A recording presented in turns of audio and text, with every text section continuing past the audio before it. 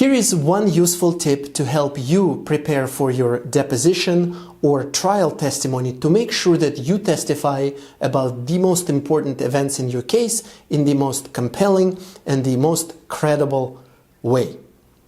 So, when you prepare for your testimony, isolate the most important events in your case and try to make sure that you remember as much detail about those events and the circumstances surrounding those events as possible.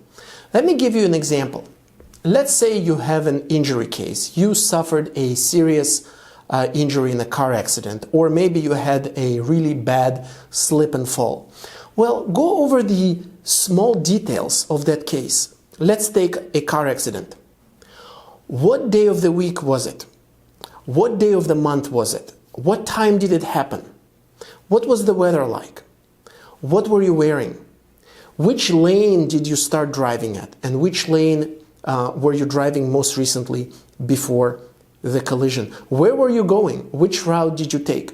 Now, even though your testimony is not a memory test, and even though not remembering what day of the week it was or what you were wearing is not the end of the world, is not that big a deal, generally the assumption is that if something traumatic, if something major happened, you should remember most of these things. So try to go over these types of details before your testimony.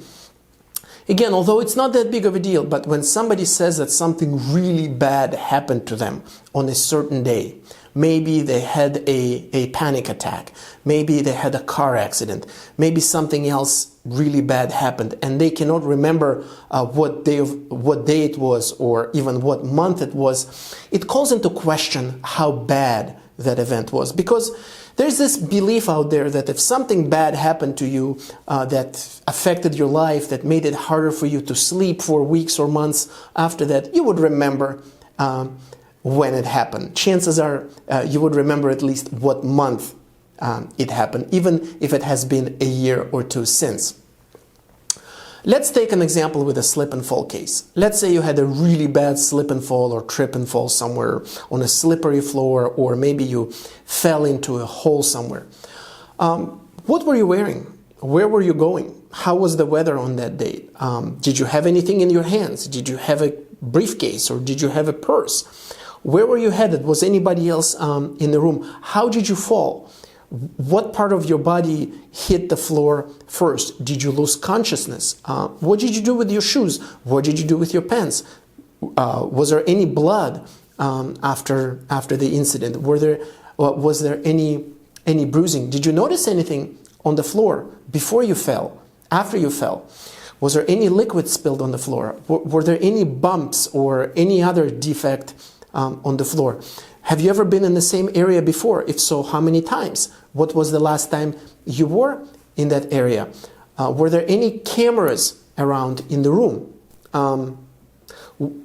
Were you walking fast? Were you running? Were you skipping? Or were you walking slowly? Were you texting while you were walking and right before you fell? Were you on the phone? Were you listening to the music? Try to remember as many of such details as possible. Let's take an example from employment law. Let's say that you claim that you've been retaliated after you complained in person about unlawful discrimination at workplace.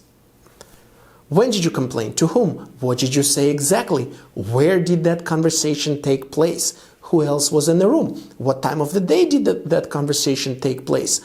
Were you taking notes? Were the person you were complaining to taking notes? The more facts you remember, the better it will be, especially in employment cases where it's all too often a he said, she said situation, where you say you complained, the employer says maybe you didn't complain, or you say you said it this way, and they say you never quite said it the way you think you did, and you said something else.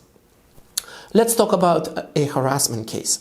Let's say you're a woman and you claim that you've been harassed by a man because maybe he said something inappropriate or he touched you inappropriately. Try to remember as many things as possible about these incidents. When did they happen? How did they happen? What did the perpetrator do exactly to you? Or what did they say, word per word, as much as you can remember? How did they do it? Were there any witnesses? When did you complain for the first time? Who did you complain? Did you take any notes of what happened. So the more details of an event you remember, the better you can recreate what happened, as if you were some kind of movie director, movie producer. The more credible you will sound at the deposition and also in trial if you ever go before the jury. Because once they see that you're able to describe exactly what was going on in such a vivid and objective detail, they will be more likely, way more likely to believe your side of the story than someone who is on the other side who simply said it didn't happen and you're lying.